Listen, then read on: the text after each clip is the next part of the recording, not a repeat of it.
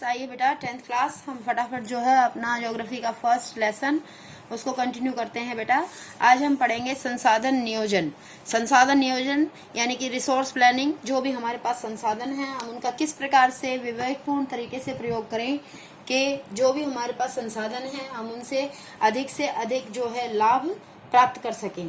ठीक है, नियोजन का उद्देश्य ही ये होता है कि हमारे पास जो भी संसाधन अवेलेबल हैं हम उनका ज्यादा से ज्यादा अच्छे तरीके से प्रयोग करें, जिससे कि हम उनसे कम लागत में अधिक से अधिक लाभ प्राप्त कर सकें। ठीक है, जैसे हमारी इंडिया है, इंडिया के अंदर जो है बहुत सारे संसाधनों की उपलब्धता है, यहाँ पर बहुत सारे संसाधन पाए जाते हैं। लेकिन ऐसा नहीं है बेटा कि सभी प्रदेशों में सभी प्रकार के संसाधन मिलते हों। कुछ ऐसे स्थान हैं जहाँ पर किसी संसाधन की अधिकता है, तो कुछ ऐसे प्रदेश हैं जहाँ पर उन्हीं दूसरे संसाधनों की कमी भी है। ठीक है, अगर हम एग्जाम्पल की बात करें तो उदाहरण के लिए झारखंड और मध्य प्रदेश, छत्तीसगढ़ ऐसे प्रांत है बेटा जहाँ पर खनिज और कोयले के प्रचुर भंडार पाए जाते हैं।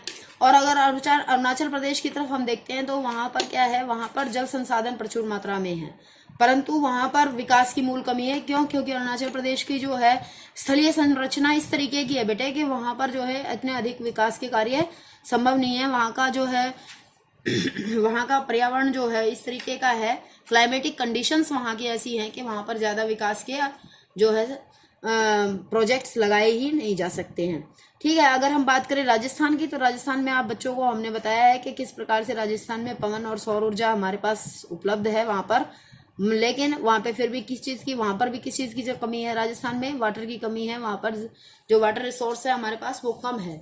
अगर जो बेटा हम लद्दाख की बात बताएं आपको कि लद्दाख जो है वहां पर अगर हम बात करें तो लद्दाख में एक जो है आइस डेजर्ट है, वहां पर कोल्ड डेजर्ट है।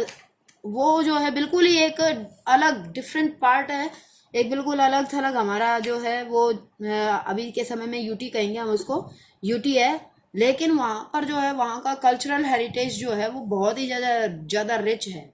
ठीक है, यह प्रदेश जो है सांस्कृतिक विरासत का बहुत धनी है। लेकिन अगर वहां पर हम बात करें और अन्य चीजों की, तो वहां पर इतने अधिक विकास के जो है वहां पर नहीं है, सिस्टम वहां पे संसाधनों का इतना ज्यादा नहीं है। तो इसलिए जो है हमें क्या करना है कि भारत संसाधनों में इतनी ज्यादा विभिन्नता वाला देश है, तो हमें ऐसे में क्या करना है, ऐसे में हमें राष्ट्रीय, प्रांतीय, प्रादेशिक व स्थानीय स्तर पर जो भी हमारे पास रिसोर्सेज हैं उन सबको संतुलित संसाधन नियोजन के माध्यम से हमें उनको मैनेज करना है, उनको प्लान करना है। ओके, अब देखो इसके लिए हम क्या कर सकते हैं। सबसे पहले हमें क्या करना पड़ेगा, संसाधन नियोजन में सबसे पहला स्टेप क्या रहेगा हमारा कि संसाधन की पहचान और तालिका बनाना, यानी कि जो है लिस्ट बना लेना। सबसे पहले तो ये पहचान करनी पड़ेगी हमें कि कहाँ पर जो है कौन सा संसाधन हमें प्राप्त हो सकता है, कौन से प्रदेश से हमें कौन सा संसाधन प्राप्त हो सकता है। उसके बाद हम उसकी एक लिस्ट बना लेंगे। ठीक है, उसके बाद लिस्ट बनाने के बाद जो है पूरा सर्वे करेंगे इस बात का कि भाई वहां पर कितनी मात्रा में हमारे को जो है वो मिल सकता है। जैसे मान लीजिए एक हमको गोल्ड की बात करते हैं हम। ठीक है, अगर हमको पता लगता है कि जो है कर्नाटका के अंदर गोल्ड की माइंस हैं, ठीक है, तो उसके बाद जो है पहले तो हमने संसाधन की पहचान की कि यहाँ पर गोल्ड मिल सकता है। उसके बाद हमने लिस्ट आउट कर लिया कि भाई हमें गोल्ड प्राप्त करने के लिए जो है किस तरीके से काम करना है। सर्वे किया जाएगा, सर्वे से ये पता लग जाएगा कि कहाँ कहाँ पर गोल्ड है। उसके बाद एक रफ मानचित्र बनाया जाता है, एक मैप बना लिया जाएगा कि भाई हमें ऐसे ऐसे यहाँ से जो है इस तरीके से जो यहाँ से गोल्ड प्राप्त होगा, यहाँ पे मशीनें लगानी पड़ेंगी। इस तरीके का एक जो है रफ ड्राफ्ट तैयार करना होता है। ठीक है, उसके बाद ये भी देखना होता है बेटे कि जो हम संसाधन जो हमें प्राप्त हुआ है वो जो है इकोनॉमिकली जो है कितना फिजिबल है, यानी कि इकोनॉमिकली यानी कि जो हमें आर्थिक रूप से कितना जो है उसमें संभाव्यता है कि हम उसमें कितना पैसा खर्च करके कितनी जो है हमारे को लाभ प्राप्त होने वाला है। ठीक है, जैसे आपको मैंने संसाधन का शुरुआत में ही बताया था कि उसके अंदर जो है आर्थिक संभाव्यता यानी कि जो इकोनॉमिक वो फिजिबल होना चाहिए, उसके अंदर जो है इतना ज्यादा, ये अगर मान लीजिए हमें जो है 10 करोड़ का गोल्ड मिलने वाला है, तो हमारा जो है 20 करोड़ का खर्चा अगर लग रहा है तो वो हमारे लिए इकोनॉमिकल फिजिबल नहीं हो गया, वो हमारे लिए गलत हो जाएगा। ठीक है, वो लाभदायक नहीं होगा। तो हमें ये देखना है बेटे कि संसाधन की पहले पहचान करेंगे, उसकी तालिका करेंगे, फिर पूरा सर्वेक्षण करेंगे। ठीक है, उसके बाद जो है एक रफ ड्राफ्ट उसका मानचित्र बना लेंगे और फिर संसाधनों का ये भी ध्यान में रखेंगे कि भाई संसाधन जो है वो गुणात्मक और मात्रात्मक अनुमान लगाएंगे उसका, कि वो उनकी कितनी जो है क्वालिटी है, प्लस में उतनी कितनी उनकी क्वांटिटी है।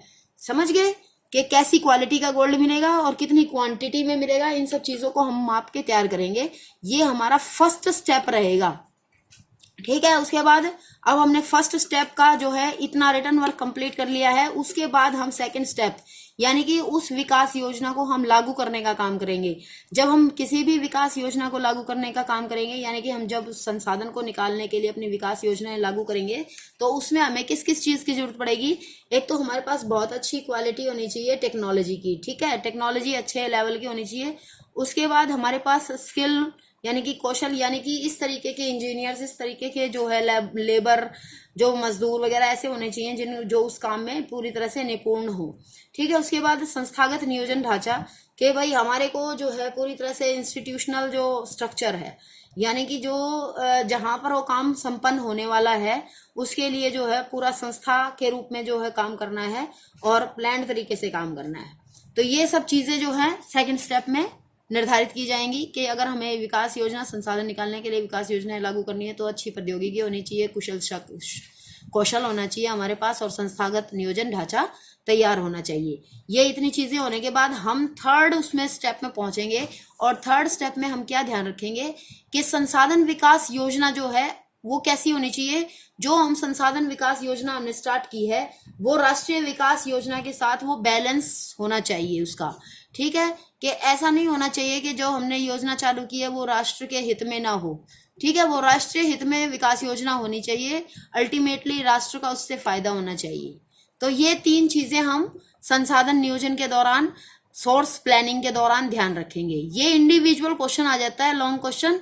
ठीक है, ज्योग्राफी के अंदर आपका, तो आपको पता होना चाहिए कि संसाधन नियोजन कैसे किया जाता है। आप संसाधन नियोजन में बिल्कुल वहां से स्टार्टिंग करेंगे कि देश के विभिन्न भागों में भिन्न भिन्न प्रकार के संसाधनों की प्रचुरता है, लेकिन ऐसा नहीं है कि सभी स्थानों पर सभी संसाधन पाए जाते हों। अलग अलग स्थानों पर अलग अलग संसाधन पाए जाते हैं और उसी समय पर कुछ संसाधनों की उन्हीं स्थानों पर कमी पाई जाती है। तो इस तरीके से आप बता के फिर एग्जाम्पल्स बताएंगे 2-3। उसके बाद जो है आप एक्सप्लेन करेंगे कि इतना जो सब कुछ होने के बाद भी जो है राष्ट्रीय, प्रांतीय और प्रादेशिक व स्थानीय स्तर पर हमें संतुलित संसाधन नियोजन करना चाहिए। उसके बाद आप ये 1 2 3 स्टेप बताएंगे, तब यहाँ पर जाकर के लास्ट में समन्वय होने तक आपका क्वेश्चन का आंसर कंप्लीट हो जाएगा। ठीक है, इस तरीके से कई बार क्या होता है, स्टूडेंट्स जो है इसको छोटा क्वेश्चन समझ के और सीधा इसको स्टेप से इसको जो है एक्सप्लेन करना शुरू कर देते हैं कि संसाधन नियोजन इस प्रकार किया जाता है। ऐसे नहीं है, आप पहले इंट्रोडक्शन देंगे प्रॉपर और उसके बाद ही बेटा इसको आंसर को स्टेप बाय स्टेप जो है इसको आंसर को आप करेंगे विद एग्जाम्पल्स। ठीक है, आगे देखिए अगला पॉइंट जो है संसाधन संरक्षण। ये बहुत इंपॉर्टेंट है। संसाधन संरक्षण क्या कहते हैं कि जो भी हमारे पास संसाधन है, ठीक है, उन सब संसाधनों का हमें क्या करना है, उन सब संसाधनों का हमें बिल्कुल जो है सही तरीके से उनका जितना हमें चाहिए उतना ही उपयोग करना है। यानी कि उनका उपयोग हमें विवेकशील होकर के उनका उपयोग करना है। उनके संसाधनों के पीछे इस तरीके से नहीं पड़ जाना कि भाई वो संसाधन जो है वो खत्म हो जाए। समझ गए। यहाँ पर बेसिकली बात यह है कि संसाधनों के इस तरीके से जो है अपने आर्थिक सामाजिक विकास में इतने बुरे तरीके से मत पड़ जाइए कि पर्यावरणीय समस्याएं पैदा हो जाए और इन समस्याओं से बचाव के लिए जो है फिर और भी परेशानी हो जाती है। इन समस्याओं के बचाव के लिए फिर और टेक्नोलॉजी का प्रयोग किया जाता है और उससे और भी साइड इफेक्ट्स पर्यावरण पर पड़ने लगते हैं। ठीक है, तो इस तरीके से जो है हमारे पहले से, आज से नहीं, संसाधनों के संरक्षण को लेकर के बहुत पहले से ही बहुत ज्यादा जो है वैश्विक स्तर पर चिंता व्यक्त होती रही है। अगर हम गांधी जी की बात करें अपने इंडिया के, तो गांधी जी क्या कहते हैं कि हमारे पास हर व्यक्ति की आवश्यकता पूर्ति के लिए बहुत कुछ है, लेकिन किसी के लालच की संतुष्टि के लिए कुछ भी नहीं है। इसका मतलब समझते हैं आप कि इसका मतलब यह है कि हमारे पास पेट भरने के लिए तो बहुत कुछ है, लेकिन पेटी भरने के लिए नहीं। इसका क्या अर्थ होता है बेटे? इसका अर्थ गांधी जी ने स्पष्ट कहा है कि गांधी जी जो है, एक तो गांधी जी ये कहते थे कि बहुत बड़े बड़े जो है कारखाने स्थापित करना, बहुत बड़ी बड़ी मशीनें लगाना, ये लोगों को क्या करते हैं, लोगों को बेरोजगारी का शिकार बना देते हैं। इसलिए जो है बड़े बड़े उद्योग धंधों को स्थापित करने की बजाय जो है क्या करना चाहिए, ज्यादा से ज्यादा लोगों को जो है काम सिखाना चाहिए, जिससे अधिक से अधिक लोगों को काम मिल सके और उनके रोजगार का इंतजाम हो सके। ठीक है, गांधी जी कहते थे कि जितना ज्यादा जो है मनुष्य प्रौद्योगिकी की तरफ जा रहा है उतना ही ज्यादा बेरोजगारी की तरफ भी वो बढ़ रहा है, ये उसे एहसास नहीं होता है। एक दिन जो है ये प्रौद्योगिकी ही उसको क्या बना देगी, बेरोजगार बना देगी। जैसे बेटे एक कंप्यूटर होता है, एक कंप्यूटर जो है, एक कंप्यूटर का जो काम करता है वो 7-8 आदमियों का काम अकेला ही कर लेता है। तो कहीं ना कहीं अगर अनुमान लगा के देखें तो कंप्यूटर एक ही आदमी चला लेता है, तो इससे 6-7 आदमी क्या हो जाते हैं, वो बेरोजगार हो जाते हैं, अगर आप इनडायरेक्ट वे में देखें तो। ठीक है, तो यहाँ पर गांधी जी ने यही कहा है कि जो भी हमारे देश के अंदर संसाधन हैं उनका इस तरीके से प्रयोग किया जाए कि स्वार्थी व्यक्ति जो होता है, लालची व्यक्ति जो होता है, वो क्या करता है कि वो इस तरीके से प्रयोग करता है कि जो भी आधुनिक प्रौद्योगिकी उसके पास है उन सब का, टेक्नोलॉजी का वो इस तरीके से प्रयोग करता है कि वो ज्यादा से ज्यादा चीजों का दोहन कर सके, ज्यादा से ज्यादा चीजों का मिसयूज कर सके। ठीक है, तो ये इस बात के बहुत, गांधी जी इस बात को लेकर के बहुत ज्यादा जो है उनके माइंड में ये था कि ऐसा नहीं होना चाहिए। अगर हम इस तरीके से करेंगे तो हमारा पर्यावरण जो है वो संकट में पड़ जाएगा और पर्यावरणीय समस्याएं पैदा हो जाएंगी, जैसा कि अभी आप खुद ही देख रहे हैं समाज में इस तरीके से कि पर्यावरण जो है धीरे धीरे पहले से पर्यावरण की समस्या आ रही है हमारे पूरे विश्व के सामने। ठीक है, तो इसके लिए जो है ये तो हमारा हो गया इंडियन लेवल पे हमारे गांधी जी ने जो सोचा। उसके अलावा और भी बहुत सारे चिंतक थे। इसके अतिरिक्त देखो जो इंटरनेशनल लेवल पे, अंतर्राष्ट्रीय स्तर पर पर्यावरण संरक्षण के लिए, संसाधन संरक्षण के लिए क्या कदम उठाए गए।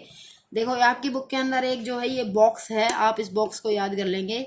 लास्ट टाइम जो है इस बॉक्स में से ये क्वेश्चन आ गया था। जैसे इस बॉक्स में क्या दिया गया है बेटे, प्रयास, वो सभी प्रयास बताए गए हैं जो इंटरनेशनल लेवल पे किए गए, अंतर्राष्ट्रीय स्तर पर किए गए। जैसे 1968 में जो है क्लब ऑफ रोम ने एक जो है इस तरीके से एक संरक्षण, संसाधन संरक्षण की उन्होंने वकालत की थी। और उसके बाद सबसे पहले यानी कि क्लब ऑफ रोम ने जो है संसाधनों के संरक्षण के लिए मीटिंग बिठाई, उन्होंने बात की। उसके बाद दूसरा जो है शुमेशर थे, एक राइटर हैं ये, उन्होंने एक बुक लिखी थी 1974 में, स्मॉल इज ब्यूटीफुल।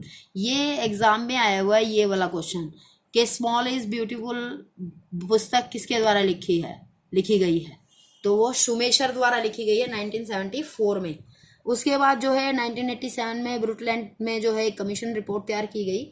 उसमें क्या कहा गया, उस रिपोर्ट का जो मुख्य जो था जिस्ट था उस रिपोर्ट का था कि सतत पोषणीय विकास, जो मेन मुद्दा था वो सतत पोषणीय विकास को बनाए रखने के ऊपर जो है वो रिपोर्ट में कहा गया था बार बार कि संसाधनों को की संरक्षण किया जाए और सतत पोषणीय विकास को कंटिन्यू रखते हुए।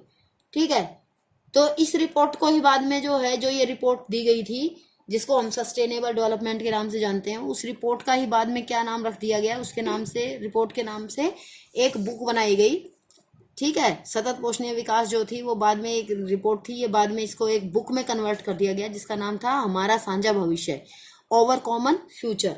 ठीक है, तो इस तरीके से बेटे ये, और इसके बाद जो है मैंने आपको 1992 का जो है पृथ्वी सम्मेलन यानी कि अर्थ समिट आपको बताया जो रियो डी जनेरियो में हुआ था। वहां पर भी जो है पर्यावरण संरक्षण के बारे में, पर्यावरण की चिंताओं को, संसाधनों को किस प्रकार से जो है नियोजित ढंग से प्रयोग किया जाए, प्लानिंग तरीके से जो है इनको जो है रिसोर्सेज को प्लान तरीके से प्रयोग किया जाए, इन सब बातों के बारे में विस्तार पूर्वक चर्चा हुई ताकि जो है जो भी संसाधन है उनको संरक्षित तरीके से बचा करके उनको भविष्य के लिए बचाते हुए उनको प्रयोग किया जा सके।